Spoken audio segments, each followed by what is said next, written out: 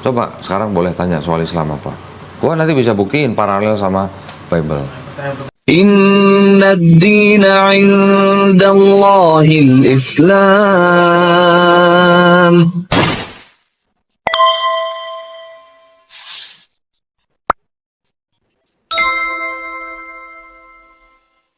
Dan kamu nih, menurut kamu tuh Islam tuh salah, Islam tuh kenapa ini, kamu kan ini. Coba salahnya di mana Islam? Kayak kenapa nikah 4 kali, kenapa ini? Ya udah apa-apa, sampein aja. Gak apa-apa, benar. Iya. Kenapa Islam boleh? Laki-laki ya. Muhammad tuh nikah sampai 4 kali. Kenapa? Kata siapa? Gitu. Enggak, lebih malah.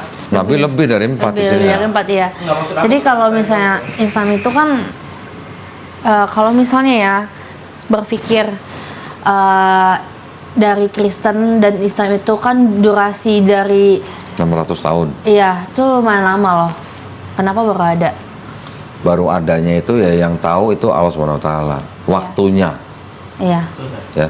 Sama juga ketika saya tanya, kenapa Tuhan harus turun menebus dosa manusia pada abad pertama Masehi? Kenapa nggak pada zaman Musa? Kira-kira kenapa? Karena Sama juga begitu. Karena lebih kalau jawaban dari aku karena kan waktu itu kan umat manusia yang jatuh dalam dosa itu, ya kan. Jadi dia mengutus anaknya yang tunggal yaitu Yesus. Iya, kenapa pada abad Jadi ada Masehi? sisanya. Kenapa nggak pada zaman Nabi Musa? Kenapa nggak pada zaman Nabi Ibrahim gitu? Apakah Tuhan tidak kasihnya tidak sama besar dengan umatnya Nabi Musa? Selalu pertanyaan Ya, kamu tuh sama. kalau itu timeline, itu namanya timeline. Dari zaman Yesus sampai zaman Nabi Muhammad SAW jaraknya 600 tahun. Kenapa kok Quran diturunkan pada zaman itu? Ya pada zaman itu timelinenya yang tahu cuma Allah SWT. Nabi Muhammad SAW sudah dipersiapkan gitu untuk lahir pada Terus tahun itu. kenapa kalau misalnya Nabi Muhammad itu kan selalu diagung-agungkan ya di agama Muslim? Agama Islam, Sorry, bukan agama Islam. Hmm. Kenapa bukan Nabi Muhammad yang ketika hari kiamat dia turun ke dunia? Kenapa harus Isa Al-Masih? Karena Isa Al-Masih yang difitnah jadi Tuhan sama orang Kristen. Difitnah. Iya, lah kan? Dia bukan Tuhan tapi kan dianggap Tuhan sama orang Kristen. Iya. Makanya di dalam Islam kita mengenal hadis Nabi Isa alaihissalam itu nanti akan turun lagi untuk apa? Membunuh Dajjal. Dajjal itu adalah Al-Masih yang palsu. Nanti akan mematahkan salib dan membunuh babi. Kalau membunuh Dajjal ini arti literal, tapi kalau mematahkan salib dan membunuh babi ini arti kiasan.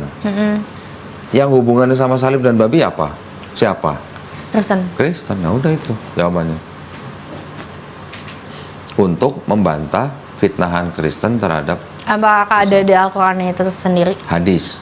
Di hadis. Ada di hadis. Nah, bedanya sama Bible, Bible ini kan satu buku begini, ini yang menjadi sumber hukum Kristen.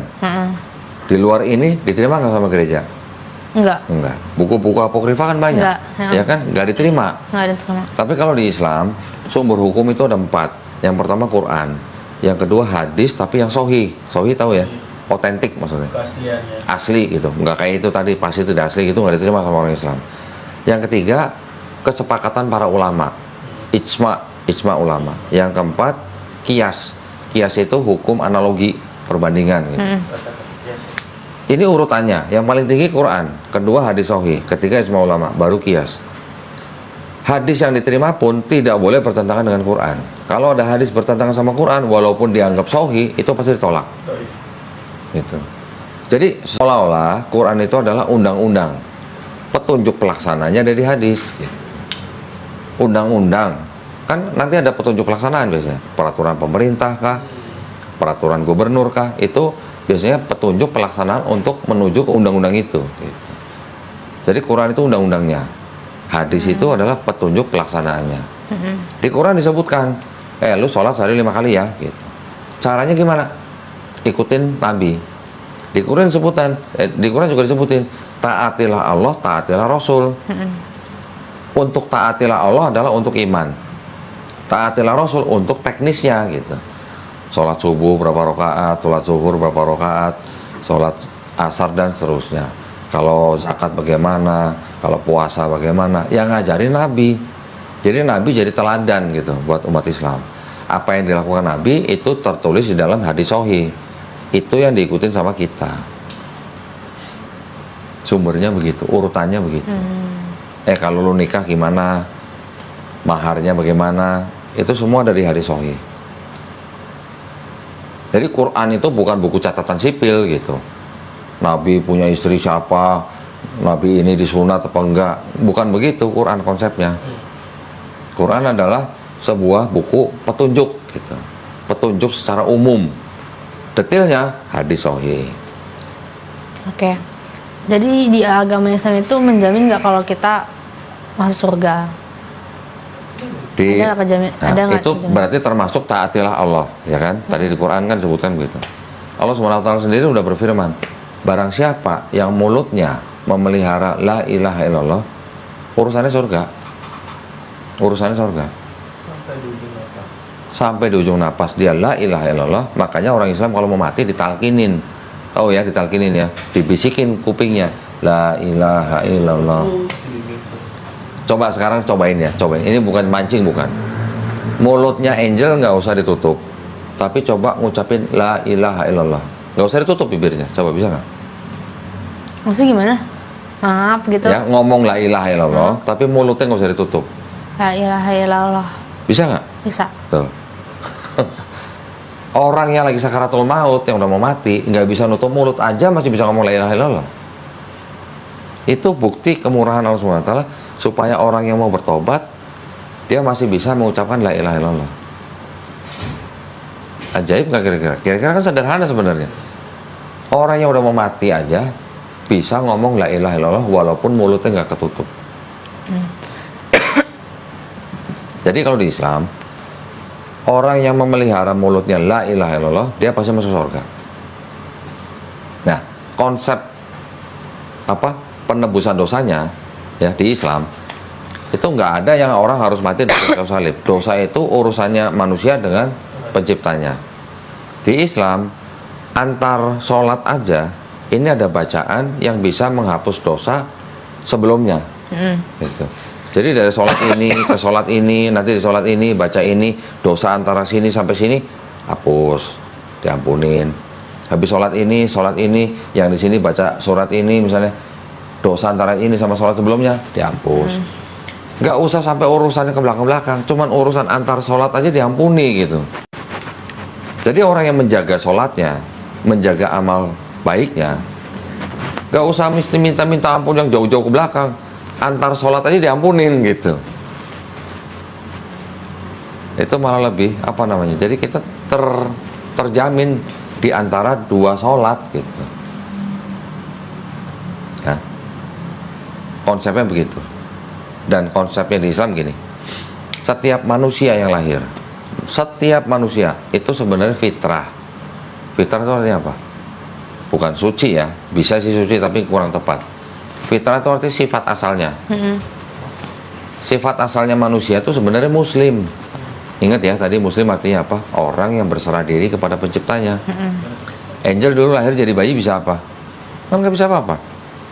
Berserah diri kepada penciptanya. Penciptanya melahirkan Angel ke dunia ini untuk menjadi manusia kan dari bayi. Besar karena dititipkan orang tuanya. Tapi ketika Angel lahir di keluarga yang bukan Islam, nanti yang menjadikan Angel orang Kristen kan orang tuanya. Betul kan? Orang itu menjadi Yahudi, Nasrani atau Majusi karena orang tuanya. Tetapi nanti ketika orang itu mengenal Islam, menerima Islam, sampai dia memeluk Islam, dia sebenarnya bukan pindah agama, tapi dia kembali ke fitrahnya. Setiap manusia fitrahnya muslim. Gitu. Sifat dasarnya muslim. Muslim adalah orang yang berserah diri kepada penciptanya. Gitu. Konsepnya. Jadi bukan berarti kalau misalnya ada orang Islam berbuat dosa, ya pasti neraka. Tar dulu, dia menghina, dia menjaga la ilaha illallah di mulutnya enggak, dan dia bertobat enggak gitu. Walaupun dia nggak bertobat, tapi mulutnya tetap la ilaha illallah. Pada akhirnya dia akan masuk surga. Kalau dia nggak bertobat, dia mungkin dicelup-celup dulu di neraka gitu lah. Kalau dia nggak bertobat. Tapi kalau dia bertobat, insya Allah diampunin. Gitu.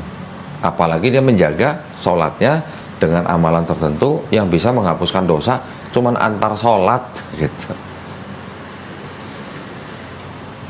Oke. kenapa orang Islam itu di kuburan itu didoain? Karena kalau di Kristen itu kan ketika dia udah meninggal kan visi misinya itu udah selesai di dunia. Berarti udah terlambat dong. Harusnya selama masih dia bernafas itu kita doain dia supaya dia hidup benar. Terus ketika mati ya udah tinggal penentuan dia masuk surga atau neraka. Nah di Islam itu kan orang Kristen berziarah itu cuma berziarah, nggak didoain. Bahkan acara pemakaman aja tuh penghiburan, bukan berdoa atau kayak gimana. Nah kenapa di Muslim itu harus didoain? Orang Islam ketika berziarah, dia berdoanya bukan kepada si mayit, Iya. dia berdoanya kepada Iya. Tuhan. Nah, ketika orang sudah meninggal, itu kan sudah terputus amalannya, Iya betul. sudah terputus amalannya. Tapi ada satu amalan, kecuali nih ya maksudnya, orang yang sudah meninggal, amalnya sudah terputus, kecuali apa? Doa anak yang soleh.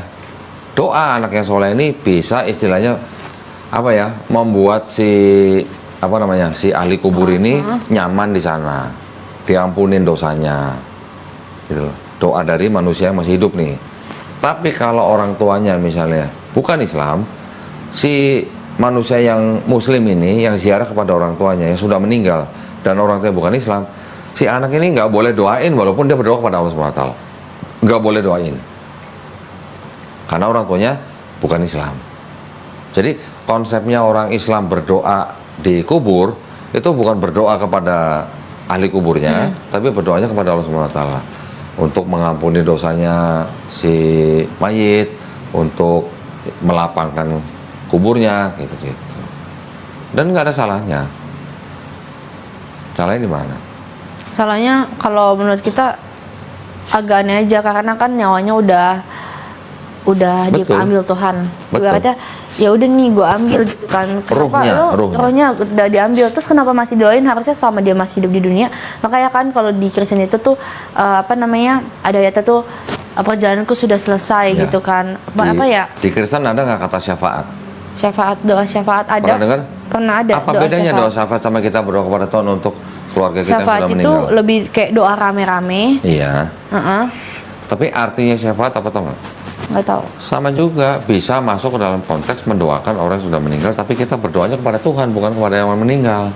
Iya, Itu namanya syafaat. emang betul. Emang doanya tuh kepada Allah buat Iya. ini kan orang yang udah meninggal ini. Iya. Sama, kurang lebih sama. Itu namanya syafaat. Jadi kalau orang mati itu dia meninggalkan dosa jariah sama amal jariahnya. Mm-mm. Di Islam tuh yang kalau dibilang amal jariah, tuh contohnya begini. Misalnya saya bangun masjid. Selama masjid ini dipakai sama orang Islam lain untuk beribadah, saya dapat pahala. Tabungan saya pahalanya nambah terus gitu. Di Islam konsepnya begitu. Nah, yang istilahnya mendoakan untuk saya yang sudah membangun masjid itu, boleh nggak? Ya boleh.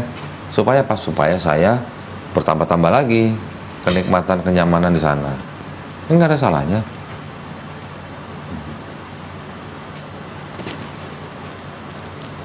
Oke? Aku mencoba mencerna sih yang ke arah situ karena Ya. Kalau ada yang kira-kira nggak masuk, kasih tahu apa? Coba nanti. Nanti kita bisa diskusin lagi. Jadi pertama Yesus menikah. Oke, Gini. sepakat. Gini, sorry sebentar, saya potong ya. Kalau di Bible itu tidak tertulis Yesus menikah, kita nggak perlu ngomong Yesus menikah, nggak usah. Kalau tadi saya mengatakan bahwa tradisi Yahudi itu seorang rabi harus menikah, itu hanya tradisi, jadi hanya indikasi. Tapi saya nggak berani ngomong kalau Yesus menikah karena di Bible dia nggak tertulis. Saya hanya berani ngomong kalau di kitab itu tertulis. Makanya saya mencoba fair, gitu. Saya tidak mau menyerang tanpa dasar. Tapi kalau di Islam, kita memahami hampir semua nabi-nabi itu menikah, hampir semua, dan poligami. poligami itu disahkan. Karena ditulis ayatnya dan nabi dan istri-istrinya, gitu. Nah, sama pertanyaan dia lagi kok. Kenapa diperbolehkan? Apa Nah, alasannya? gini. Itu kan pertanyaan kamu. Kamu Sebelum saya jawab, Daud istrinya berapa? Nggak tahu. Banyak. Ya. Salomo istrinya berapa? 700, istrinya 700, gundiknya 300. Jadi 1000 orang. 1000 orang ketemunya Salomo tuh kalau 1000 dibagi 365 berapa? 2 tahun lebih ya berarti ya. Berarti satu orang istri atau gundiknya itu ketemu Salomo tuh 2 tahun lebih baru ketemu. Kalau 1000 orang, kalau sehari ketemunya satu istri loh. Ya. Sekarang Nabi Musa poligami nggak? Nggak tahu. Poligami. Aku nggak tahu sejarahnya itu. Ada. Istri yang keduanya itu orang Kus dari Afrika. Abraham poligami nggak? Hah? Nabi Abraham nggak tahu. Kan ada Sarah, ada Hagar. Oh iya, poligami. Hagar punya anak Ismail, Sarah punya anak Ishak. Poligami nggak? Poligami. Bahkan ada satu lagi istrinya namanya Keturah. Heeh. Jadi Yakub poligami nggak? Poligami, istrinya Kenapa laki-laki bisa poligami, cewek nggak bisa poligami? Nah, itu pertanyaan bagus. Tapi gua selesaiin dulu ya. Ya. Bahwa yang namanya poligami itu sebenarnya bukan murni ajaran Islam, bukan murni ajaran Islam. Islam datang bukan untuk mengajarkan poligami, tapi untuk membatasi poligami. Sebelum Quran diturunkan, orang bisa menikahi wanita berapapun yang mereka mau. Ya kan tadi kayak Salomo bisa 1000, Nabi Daud bisa berapa puluh. Yang lain tuh nggak ada batasannya gitu. Tapi ketika Quran diturunkan, dibatasi cuma 4. Ya. Dan itu pun syaratnya berat. Gitu. Kalau lu nggak bisa adil, nikahilah satu saja. Di Bible ada nggak kata-kata nikahilah satu saja? Nggak ada. Di seluruh kitab suci, di seluruh dunia, nggak ada yang bilang nikahilah satu saja kecuali Quran. Jadi jangan salah. Poligami di Islam itu, Islam turun untuk mengatur poligami, bukan untuk menginisiat poligami. Poligami sudah ada dari ribuan tahun sebelum Quran diturunkan. Oke. Terus tadi apa tadi? Iya, Kenapa perempuan tidak bisa boleh? poligami? Oke, sekarang gini. Makasih. Sekarang gini. Ketika ada laki-laki punya istri 4, satu istri ini suaminya kan 1. Ketika punya anak si istri ini jelas nggak bapaknya siapa? Jelas, walaupun suami 1 istri 4, dia punya anak, bapaknya jelas nggak siapa? Jelas dong, cuma 1 suaminya kan? Apa? Ya lakinya, ayahnya cuma 1. Jadi kalau ini punya anak 2, jelas bapaknya si ini. Yang ini punya anak berapa? Jelas bapaknya ini. Semuanya juga begitu. Tapi ketika satu wanita, suaminya 4, ketika punya anak siapa? Bapaknya yang mana? Jelas nggak? Itu alasannya. Tapi nggak adil dong jadinya. Bukan nggak adil. Nah, kalau bilang mau masalah adil nggak adil, justru akan, ya itu akan menimbulkan masalah. Kalau lu punya suami 2 aja, anak lu yang lahir tuh anak yang dari suami yang mana? Bisa tahu nggak? Dari apa? Dari B nih. Ya, itu satu. Kedua, satu suami dengan 4 istri, ini kalau orang ini hidupnya istilahnya benar dan bersih, walaupun istrinya 4, ini semuanya akan sehat secara fisik. Tapi kalau wanitanya yang 1, lakinya yang 4, walaupun mereka bersih, kemungkinan ada penyakit. Ini, silakan cek nanti di riset-riset kesehatan. Pasti begitu jatuhnya. Iya. Oh iya, anyway aku mau minta izin dong ke toilet. Sama, aku juga mau ke toilet. Sama ini juga mau ke toilet. Silakan. Ini toilet, sebelah sana juga toilet. Iya, mic-nya dibuka dulu, Oh, ntar iya. kedengeran. Maaf. Makan dulu. Iya, Bang, makan. Sebenarnya nggak boleh. Kalau kamu, Kan kalau- kamu kan ke pendeta pengaduan dosa. Itu Katolik kali. Kalau Kristen Protestan kita pengakuan dosa. Karena Ya pengakuan dosa ngomong kan. iya, kasih Kalau kita tuh enggak. Nah, kalau Protestan nggak ada pengakuan dosa ke pendeta tuh nggak ada. enggak, bukan ke pendeta, itu kan Katolik. Katolik juga bukan ke pendeta sih, lebih ke mana gitu ya. Ya ada romonya. Ada Ya, romonya. romo. Kalau misalnya kita pengakuan dosa sama pembina sih, dan pembina itu udah berjanji sama Tuhan, jadi kalau dia bocorin, nah dosa dia tanggung. Nah kalau ke kita tuh ke siapapun dulu nggak boleh. Kalau kita boleh, karena di firman Tuhan tuh bilang kalau kita mengaku dosa, maka kita akan dipulihkan. Kayak anggap aja dokter itu kan kita harus nanya dulu, kita sakit apa, nggak bakal bisa tahu dong kita keluh kesahnya apa segala macam, nggak bakal bisa disembunyiin kalau kita nggak kasih tahu. Kita mengaku dosa dan kita didoain, kan berdua 3 orang berkumpul atas namaku, di tengah-tengah situ ada aku. Nah ketika kita mengaku dosa, kita doain sama pembina. Ketika kita doain, bertobatlah, jangan berbuat lagi. Benar gak begitu? Begitu. Nanti kalau insya Allah ya, Iya. kalau Angel masuk Islam, yang dipelajarin tuh Islamnya, jangan Muslimnya. Ya, kalau kita belajar Islam dari Muslim, dah pasti nggak masuk. Islamnya sempurna, Muslimnya nggak sempurna. Sama halnya kamu nanya Makanya rokok haram nggak? Makanya coba dulu pelajaran agama Buddha, agama Hindu. Enggak, serius. Supaya kalian tuh nggak cuman berpaku sama satu agama. Oke, udah belajar belum? Aku belajar agama Buddha udah 50%, agama Hindu udah, Katolik udah. Katolik karena aku pernah sekolah Katolik kan. Jadi pernah tahu. Agama Islam apalagi, kayak mayoritas teman-teman aku Muslim. Nah terus yang dipelajarin dari Buddha apa? Yang aku pelajarin dari Buddha itu menurut aku nggak make sense sih. Kan kita kan sebenarnya berhala ya. Terus kedua itu kan Sang Buddha. Sang Buddha itu Tuhannya tuh ada masanya. Ada berapa ratus masanya gitu. Terus dewanya tuh banyak banget. Jadi ada dewa ini, dewa itu, dewa itu, sekarang pusing. Terus mereka tuh percaya sama Nama karma. Tuhannya Buddha siapa? Hah? Nama Tuhan dalam Buddha siapa? Sang Buddha apa ya? Bukan. Bukan apa ya namanya? Buddha bukan Tuhan. Buddha tuh gelar daripada Siddhartha Gautama. Tapi Tuhannya ada lagi namanya Siapa? Nirwana. Nirwana ya. Udah aku Nirwana orang taunya surga gitu kan. Padahal nggak, Nirwana itu nama Tuhan dalam Buddha. Tapi konsep ketuhanannya Buddha sebenarnya mirip sama Islam. Tuhan itu tidak diperanakan, tidak memperanakan, tidak diciptakan, tidak menjelma, tidak bersyarat. Itu Buddha. Sebenarnya konsep Tuhannya benar, bagus.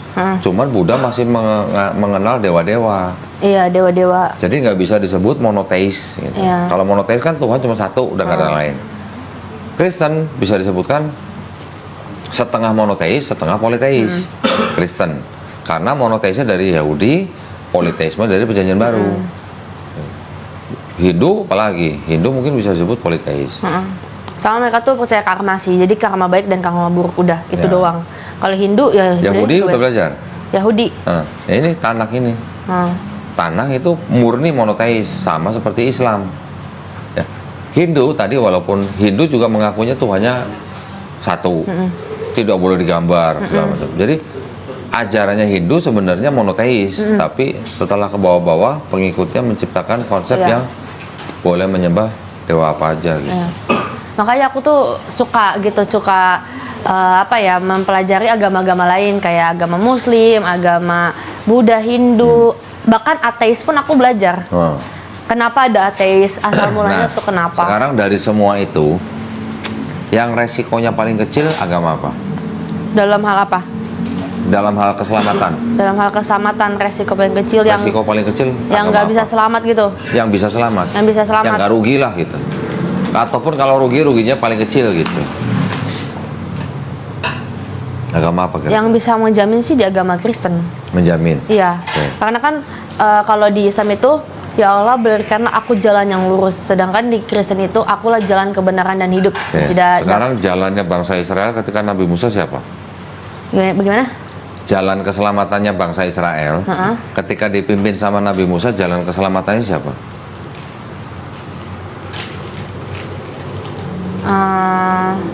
Nggak tahu. Oh nggak tahu. Lah kan pemimpin bangsa Israel pada waktu itu kan Nabi Musa. Iya. Yang mengajarkan supaya bangsa Israel selamat. Ya keluar dari tanah Mesir itu ya. Enggak, yang mengajarkan kalau bangsa Israel mau selamat masuk surga, yang mengajarkan siapa? Bangsa Israel mengajarkan Dengan Tauratnya. Nabi Musa. Nabi Musa. Berarti Nabi Musa jalan kebenaran buat bangsa Israel pada saat itu nggak? Enggak. Kok enggak? Lah kalau nggak ada Nabi Musa yang mengajarkan Taurat, bangsa Israel selamat nggak? Nabi Musa itu diutus Tuhan. Sama, Yesus juga diutus Tuhan. Aku diutus hanya untuk domba-domba bangsa Israel. Domba-domba yang tersesat dari bangsa Israel. Angel bangsa Israel bukan? Kalau Kristen bangsa Israel. Bukan. Bangsa Israel dari mana? Kalau Kristen itu berbicara tentang Israel. Berbicara tentang Israel. Tapi Kristen yang sekarang seperti Angel, ini Angelnya orang bangsa Israel bukan? Bukan. Bukan. Yesus diutus hanya untuk domba-domba tersesat dari bangsa Israel. Jadi Yesus bukan diutus untuk angel. Untuk Israel. Itulah bedanya. Kalau cuman Yesus bilang akulah jalan dan kebenaran dan hidup, sebenarnya nggak ada yang salah. Bisa diartikan begini nggak? Kan ada ayatnya, tidak ada yang sampai kepada Bapa kecuali melalui aku. Iya. Untuk siapa? Untuk bangsa Israel kan? Jadi kalau bangsa Israel mau selamat, ya harus mengikuti ajaran Yesus untuk sampai kepada Bapa. Jadi Yesus itulah jalan. Jalan, ada tujuan kan? Tujuannya siapa? Bapa. Karena tidak ada yang sampai kepada Bapa kecuali melalui Yesus. Yesus jalannya, Bapa tujuannya. Yang harusnya disembah ini jalannya atau tujuannya? Atau dua-duanya? Jalannya. Oh jalannya? Tujuannya nggak usah disembah? Tujuan akhir. Kayak udah mulai nge-lag nih otak aku nih. Mau sampai ke Bapa atau cuma sampai Yesus? Dua-duanya. Lah kan cuma sampai di jalan, belum sampai tujuan. Misalnya Angel dari sini mau ke Semarang, Nah, jalannya lewat jalan tol Cipali gitu. Tujuannya kan Semarang, bukan Cipalinya. Yang mau dituju sama Angel kan Semarang. tujuannya iya. Iya, ya harusnya disembah tujuannya atau jalannya. Tujuannya. Nah, jalannya bangsa Israel ketika zaman Nabi Musa, jalannya Nabi Musa.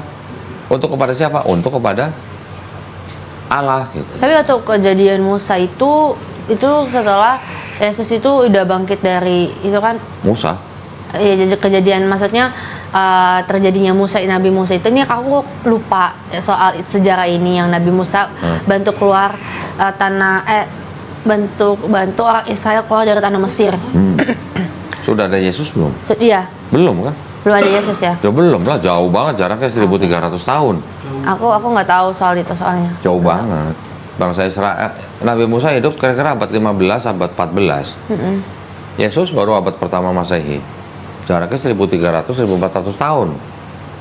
Nah, jalan bangsa Israel ketika 1500 tahun lah sebelum Yesus, apakah nggak ada yang selamat? Kan pasti ada yang selamat kan dengan ajaran apa? Taurat.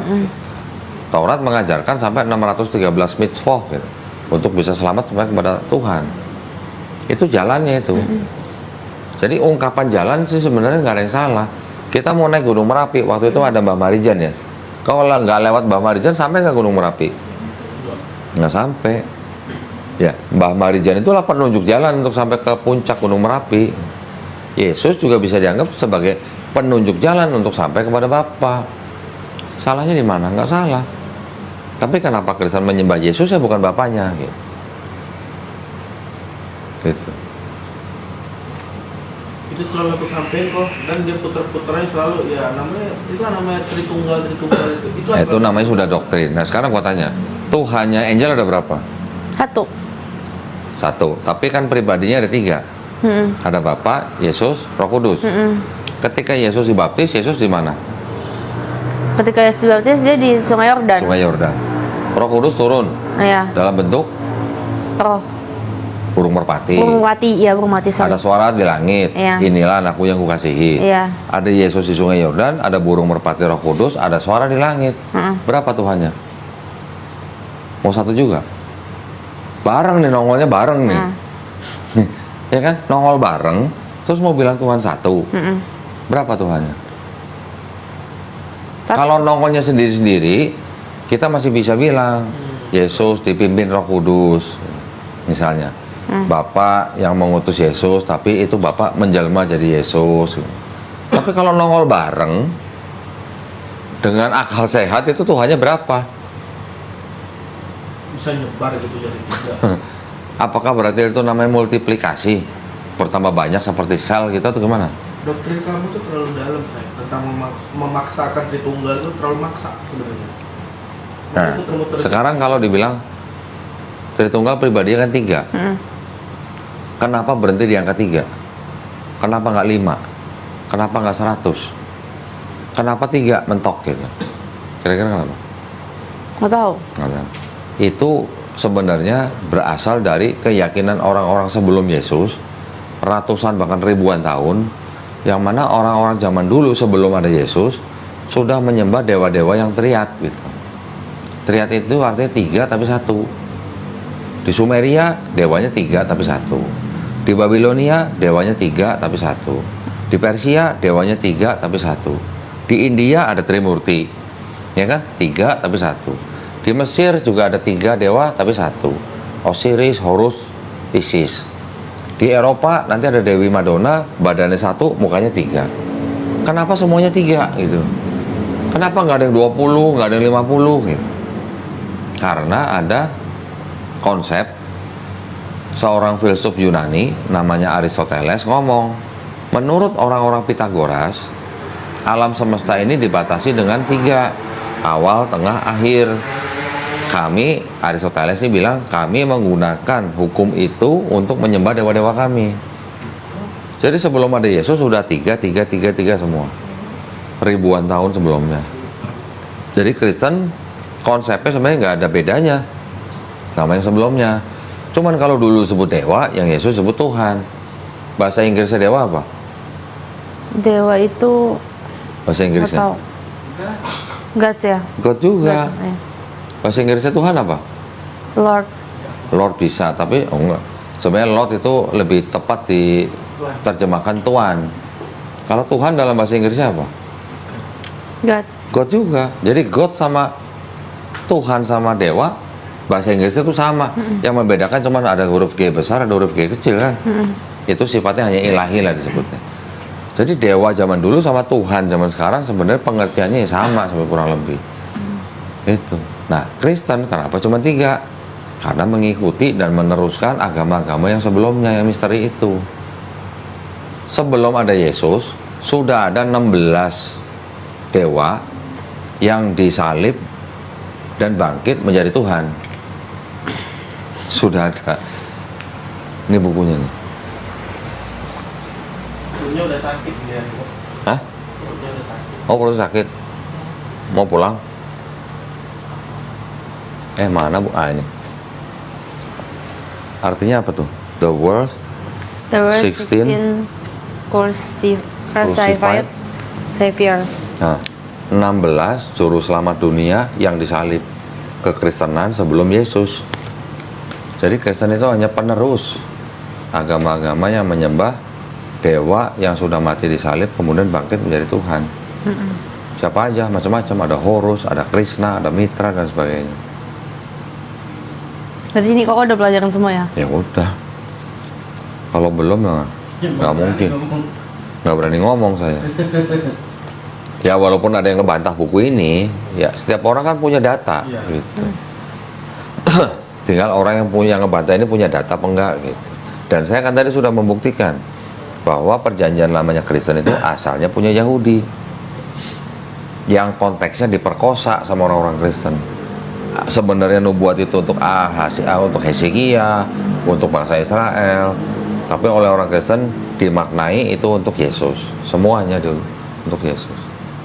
Orang Yahudi kan nggak percaya Yesus sebagai Mesias. Orang Yahudi konsep Mesiasnya bilang begini, Mesias yang akan turun itu harus benar-benar manusia yang lahir dari persetubuhan tubuh suami istri, bukan Tuhan yang jadi manusia. Mesias itu, yang kedua, Mesias itu harus keturunan Daud melalui anaknya Salomo. Yesus kan bukan anak kandung Yusuf. Yang keturunan Daud kan dari Salomo kan Yusuf. Tapi kan Yesus bukan anak kandungnya Yusuf. Kalau bukan anak kandung sama orang Yahudi nggak diterima. Mesias itu nanti akan datang ketika di seluruh dunia sudah tidak ada orang mengangkat senjata. Nggak ada yang perang. Mesias itu nanti akan datang ketika seluruh dunia sudah mengenal Hashem, Tuhan Yang Maha Esa.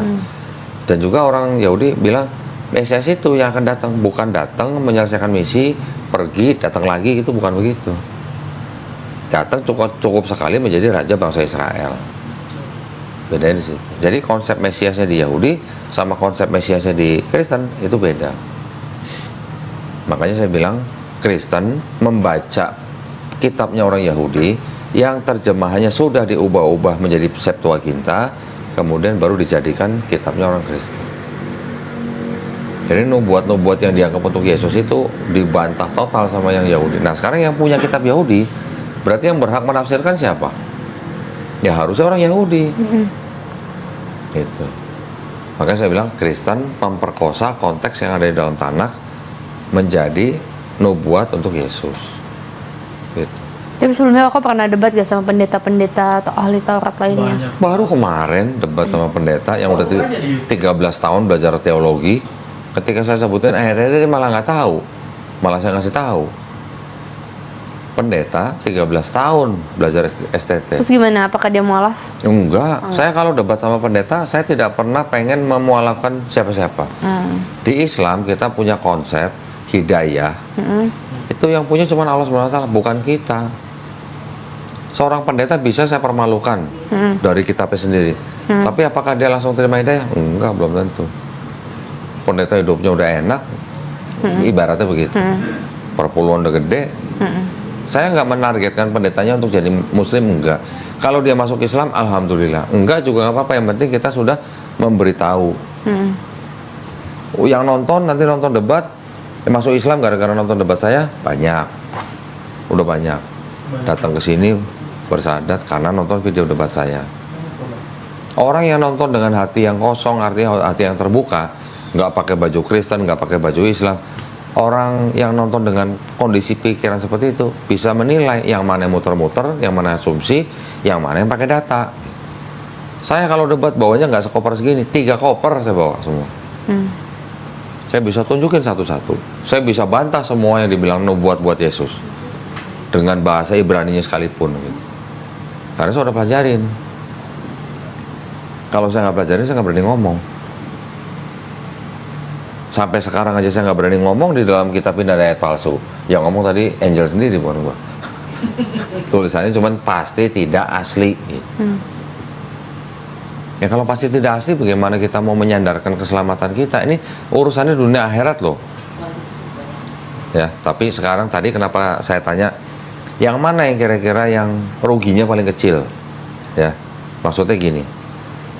Kita di Islam, kita tidak menyembah Yesus sebagai Tuhan, ya kan? Tapi kita melakukan apa yang Yesus lakukan di dalam Bible. Kalau nanti kita mati, ternyata Yesus Tuhan, kita ruginya di mana? Ruginya apa? Kita nggak nyembah Yesus, tapi kita melakukan apa yang Yesus lakukan, dan kita menyembah Tuhannya Yesus. Kalau kita mati, ternyata Yesus Tuhan, ruginya kita di mana? Bisa dibilang nggak ada ruginya kan? Tapi ketika orang Kristen sepanjang hidupnya menyembah Yesus sebagai Tuhan, malah tidak melakukan apa yang Yesus lakukan, ketika mati ternyata Yesus bukan Tuhan, bakal nangis bombay nggak gitu? Rugi badan. Bakal minta dibalikin lagi jadi manusia nggak? Itu maksudnya. Jadi saya bilang di seluruh agama yang resikonya paling kecil ya Islam, karena kita hanya melakukan apa yang diperintahkan, menjauhi apa yang dilarang gitu. Tidak menyembah selain Tuhan gitu. Sama juga seperti ateis, kita sudah beribadah, kita sudah sholat dan segala macam, ketika mati ternyata Tuhan nggak ada, ya nggak rugi. Ruginya di mana? Ruginya cuma sholat, padahal sholat buat badan juga bagus, seperti orang yoga sebenarnya. Orang ateis sepanjang hidupnya nggak beribadah, ya nggak melakukan apa-apa untuk menyembah Tuhan karena mereka kan nggak percaya Tuhan. Ketika mati ternyata ada Tuhan, rugi nggak? Rugi karena ketika kita nggak melakukan apa-apa, kita nggak menyembah Tuhan, ternyata ada Tuhan, pasti akan minta dibalikin jadi manusia untuk menyembah Tuhan. Itu makanya maksudnya.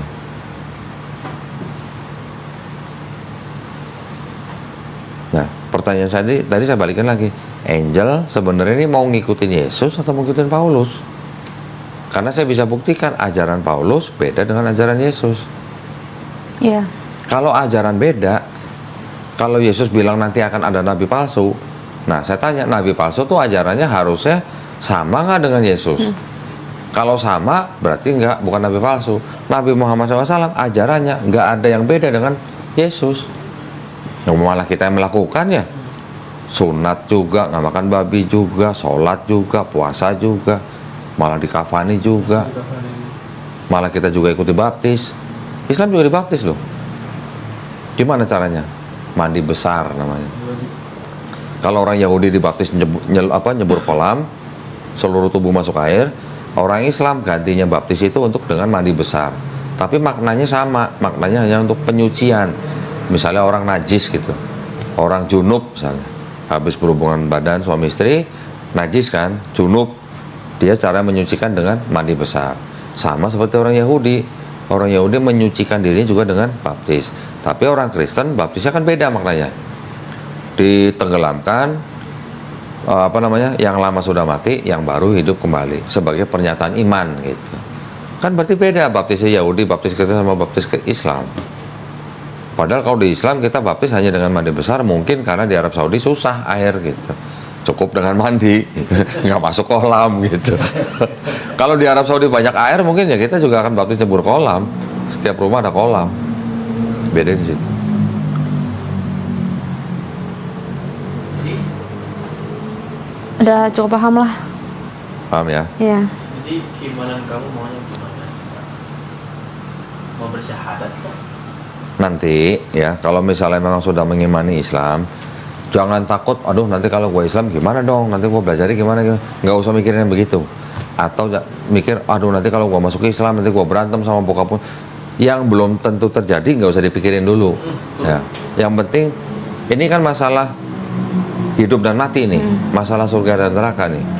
Orang oke, ya udahlah ntar aja deh gue berimannya ntar aja. Siapa yang bisa menjamin Angel besok masih hidup? Yang bisa menjamin Angel besok masih hidup siapa? Lu bisa jamin? Nggak berani. Kita semua nggak bisa jamin. Kita semua nggak ada yang tahu besok kita masih hidup apa enggak. Ya kan? Tapi ketika kita sudah tahu ada kebenaran, sudah ada pesan-pesannya, sudah ada barang buktinya, terus kita nggak mau beriman, kita belum daftar, udah keburu mati. Nangis bombay nggak itu? Kalau begitu. Sama seperti gini, Angel nih mau diakui sebagai mahasiswi perguruan tinggi tertentu. Angel belajar dulu atau daftar dulu? Daftar dulu. Daftar dulu. Nah, daftar itu asyhadu alla ilaha illallah. Itu namanya daftar. Gitu. Ketika kita sudah daftar, baru kita belajar, ya kan? Belajarnya juga kan nggak langsung belajar tingkat akhir. Orang masuk kuliah kan pasti belajar semester pertama, semester kedua kan bertahap gitu. Setiap semester ada ujiannya. Setiap apa yang kita pelajarin, kita jalankan, kita diuji. Itu yang namanya perjalanan iman. Sampai kita nanti kita paling tinggi, kita diuji, tetap la ilaha illallah, lulus. Nah itu gambarannya gitu.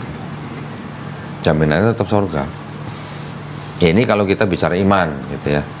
Tapi kalau mau bicara masih senang-senang di dunia, masih takut ini itu, ya monggo. Di dalam Islam tidak ada paksaan. Tapi yang namanya orang beriman, dia menyatakan iman, dia belajar melakukan, menjalankan perintahnya, menjauhi larangannya, step by step. Nggak perlu hari ini bersyahadat, besok jadi imam di masjid gitu, nggak boleh malah gitu. Pelan-pelan. Yang laki-laki juga pelan-pelan. Udah ada waktunya baru sunat, belajar sholat pelan-pelan. Nanti kita kirim guru ke rumah untuk ngajarin sholat. Sampai begitu. Kan udah aku bilang juga, dia bilang kalau aku masuk muslim jangan paksa Masuk aku Islam. masuk Islam jangan paksa aku berkerudung, jangan paksa Pelan-pelan. Kalau dipaksa kaget kamu malah Pelan-pelan. tersisa. Tapi coba boleh, tapi pelan-pelan. Maksudnya gini, kan kita sambil belajar. Apa sih maksudnya pakai kerudung gitu kan? Kenapa sih perempuan harus pakai kerudung? Belajar pelan-pelan. Tujuannya apa gitu. Seperti contoh ada 2 permen. Yang satu ada bungkusnya, yang satu nggak ada bungkusnya. Dua-duanya jatuh ke tanah. Kira-kira mana yang mau dimakan? Ya pasti ada bungkusnya lah. Ya. Tujuannya Islam diperintahkan untuk pakai kerudung bukan untuk menindas perempuan itu, tapi untuk memuliakan perempuan itu. Kira-kira kalau udah 2 perempuan, yang satu pakai baju seksi, satu pakai kerudung dan gamis, kira-kira kalau jalan bareng yang bakal digodain yang mana? Yang seksi. Yang seksi. Berarti kan yang pakai kerudung, pakai gamis ini kan di mata Allah SWT kan jauh lebih mulia daripada yang ini. Kecuali kalau wanitanya ingin digoda gitu, lain cerita. Gitu. Itulah maknanya kerudung, tapi pelan-pelan belajar.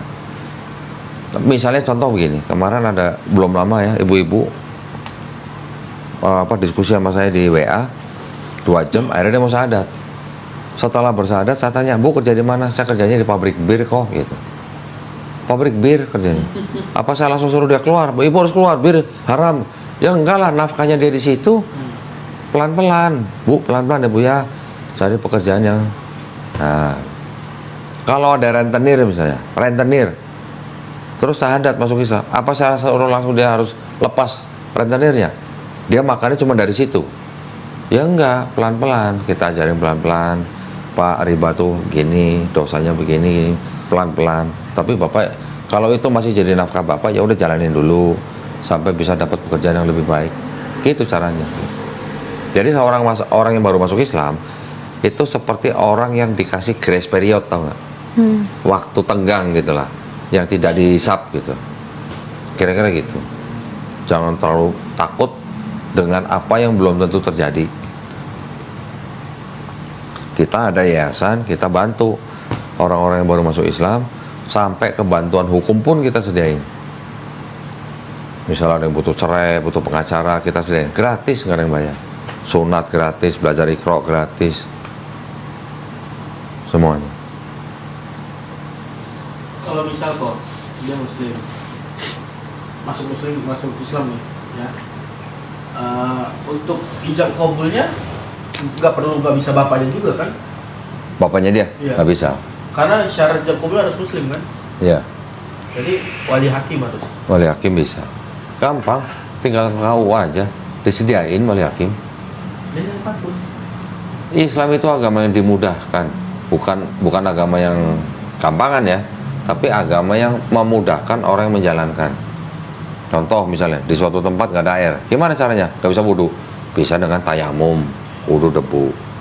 Orang yang sedang safar perjalanan, sholatnya juga dimudahkan. Yang zuhur dan asar misalnya sama-sama 4 rakaat bisa digabung dan dipendekkan. Zuhurnya jadi 2 rakaat, asar jadi 2 rakaat. Itu namanya dijamak qashar. Allah Subhanahu wa taala jauh lebih tahu daripada kita.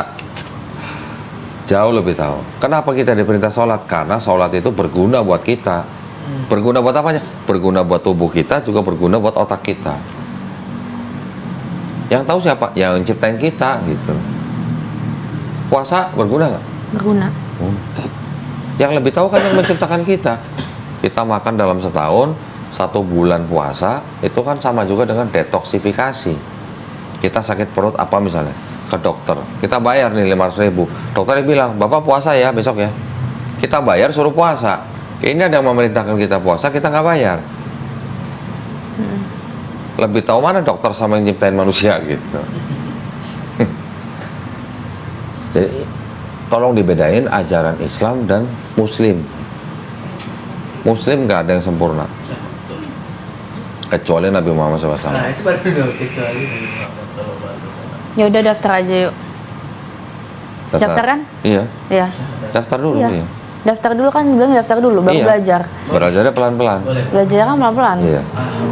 Yul, tolong siapin Yul. Aku mau pinjam HP kamu. Enggak nggak mau direkam-rekam.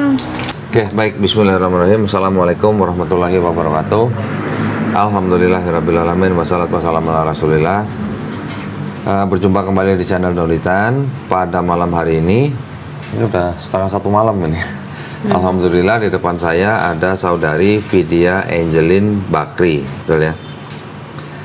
Saudari Vidya menyatakan keinginannya untuk memeluk agama Islam, betul? Ya, betul. Nah, seperti biasa, saya akan bertanya beberapa hal. Apakah Angel ini menyatakan diri untuk masuk agama Islam itu atas kemauan sendiri atau ada paksaan dari orang lain? Atas kemauan sendiri. Alhamdulillah. Kira-kira orang tua akan menentang nggak? Insya Allah enggak. Oh, udah bisa ngomong insya Allah? Gimana? Nggak apa-apa, maksud saya bertanya begini, kalaupun sampai nanti orang tua menentang, Angel boleh membantah, tapi harus dengan cara yang paling baik. Ya, nanti Angel setelah bersyahadat juga harus bisa membuktikan kepada orang tua bahwa Angel setelah masuk Islam itu jadi lebih baik dari sebelumnya. Itu yang penting. Oke. Yang ketiga, di dalam Islam itu kan ada syariat. Yaitu pertama bersyahadat seperti yang akan kita lakukan, nanti ada sholat, ada zakat, ada puasa, ada haji jika mampu hajinya. Ya. Apakah Angel berjanji untuk berusaha melakukan syariat-syariat ini semuanya dengan baik? Iya. Alhamdulillah, baik. Jadi kalau gitu tidak ada yang bisa menghalangi Angel untuk mengucapkan 2 kalimat syahadat, ya. Sudah pernah mendengar 2 kalimat syahadat? Pernah. Pernah ya. Oke, kalau begitu tolong ikuti 2 kalimat syahadat. Nanti kita lanjutkan dalam terjemahan bahasa Indonesia. Oke, Angel tangan kanannya begini. Sini adalah bukti tauhid. Tauhid itu artinya mengesahkan Tuhan, ya, tidak menyekutukan. Oke, ya, ikutin ya. Bismillahirrahmanirrahim. Asyhadu Asyhadu ashadu alla ilaha alla ilaha illallah illallah wa ashadu wa asyhadu anna anna Muhammadan Muhammadan Rasulullah. Rasulullah. Aku bersaksi Aku bersaksi tiada Tuhan tiada Tuhan selain Allah, selain Allah, dan aku bersaksi dan aku bersaksi Nabi Muhammad Nabi Muhammad adalah adalah utusan Allah. utusan Allah. Alhamdulillah. Alhamdulillah. Angel sekarang sudah seorang muslim. Muslim artinya orang yang berserah diri hanya kepada Tuhan Yang Maha Esa, ya. Tadi mungkin saya juga belum sempat sampaikan bahwa ketika ada orang yang bukan Islam memeluk Islam, artinya bersyahadat, insya Allah dosa-dosanya dari akil balik sampai dia bersyahadat dihapuskan, insya Allah, dengan catatan menjalankan Islamnya dengan baik, ya. Tetapi kebaikan yang pernah dia lakukan dari akil balik sampai dia bersyahadat, insya Allah tetap dicatat sebagai pahala kebaikan, ya. Ya. Alhamdulillah. Tadi juga saya sebutkan, saya ulangi bahwa setiap manusia itu lahir sebenarnya fitrah. Fitrah artinya muslim, ya. Tetapi ketika orang itu besar, dia menjadi Yahudi, Nasrani, atau Majusi, itu karena orang tuanya. Namun ketika orang itu nanti mendengar Islam, menerima Islam, bahkan sampai dia masuk Islam, sebenarnya orang itu kembali ke fitrahnya, ya, bukan pindah agama sebenarnya, ya. Baik, kalau begitu kita semua sama-sama berdoa, mudah-mudahan Angel istiqomah belajar Islam step by step, ya, pelan-pelan, supaya nanti bisa mengetahui dan bisa menjalankan Islam dengan baik, ya. Insya Allah nanti akan kita bantu. Nah, ini saya foto dulu KTP-nya, ya. Nanti tolong hubungin Suci lagi, sertifikat mualafnya mau dikirim kemana, gitu ya. Terus nanti juga tolong ditentukan dalam 1 minggu, Angel sediakan waktu 2 hari, ya. Dalam 1 minggu, mau hari apa aja boleh, jam berapa aja boleh. Salah satu hari atau satu pertemuan itu 90 menit. Nanti kita akan kirim guru privat ke rumah untuk ngajarin Angel, ya, mulai dari belajar wudhu, belajar sholat, sampai belajar baca Quran, ya. Nanti ada gurunya, semuanya gratis, nggak ada perlu bayar. Oke, sebentar, ada yang mau saya berikan. Ini ada paket, ya. Paket ini adalah paket yang diberikan kepada orang-orang yang baru masuk Islam.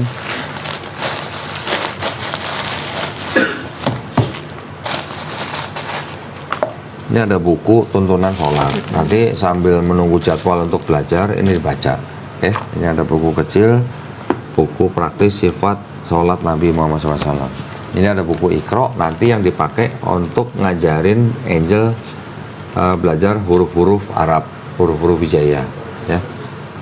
Ini juga ada Quran, yang mana ini nanti akan dipakai untuk dibaca, ya, setelah bisa Iqra. Ini persembahan dari Al-Quran Al-Fatih, ya. Tolong dipelajari aturan atau tata krama memegang buku Quran, ya. Diusahakan memegang buku Quran dalam keadaan berwudu, wajib, dan juga menyimpan Quran di tempat yang paling baik. Oke, ini masih diplastikin. Saya taruh sini dulu, ya. Ini banyak banget ini, Cil. Banyak banget ini. Oh, aduh.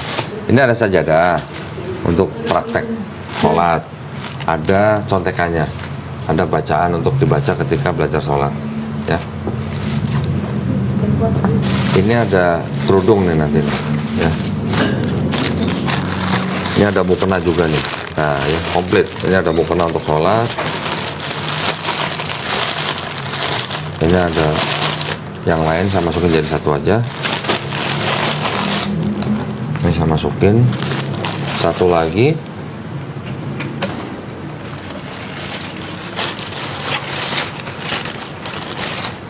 Ini ada sejumlah uang. Ini namanya uang zakat. Ya. Ini jangan dilihat jumlahnya. Ini hanya bentuk kepedulian kita kepada orang-orang yang baru masuk Islam. Karena memang orang baru masuk Islam itu disebut mualaf itu adalah salah satu dari 8 kelompok orang yang berhak menerima uang zakat. Ya, tolong diterima aja dengan baik. Saya masukin sini ya. Oke, kalau gitu tolong diterima. Nanti tolong komunikasi dengan admin kita untuk pembinaan selanjutnya ya.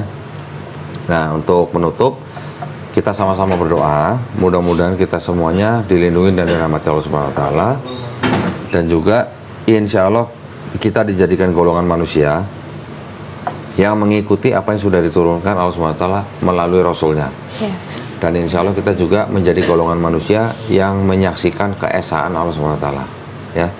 Dan yang terakhir kita berdoa supaya kita semuanya dijauhkan dan dihindarkan dari api dan azab neraka. Ya. Ya, amin ya rabbal alamin. Ada yang mau ditanya? Nggak ada. Cukup ya, nanti belajar pelan-pelan ya. Baik, kalau gitu terima kasih banyak atas perhatiannya para pemirsa. Mudah-mudahan apa yang sudah kita lakukan hari ini diridhoi Allah Subhanahu wa taala. Buat para pemirsa juga yang ingin membantu perjuangan dakwah kami, dipersilakan untuk mengirimkan ke Bank Muamalat dengan nomor rekening 30 30 300 300 ya. Atas nama Yayasan Garda Mualaf Indonesia, dan bisa konfirmasi ke nomor handphone 0813 7883 0813 9883 7007. Barakallahu fikum, semoga partisipasi para pemirsa diterima di sisi Allah Subhanahu wa taala sebagai amal jariah ya. Amin ya rabbal alamin. Baik, kalau gitu kita pamit undur diri. Akhir kata wabillahi taufiq wal hidayah. Wassalamualaikum warahmatullahi wabarakatuh. Selamat ya, Angel ya. Ya.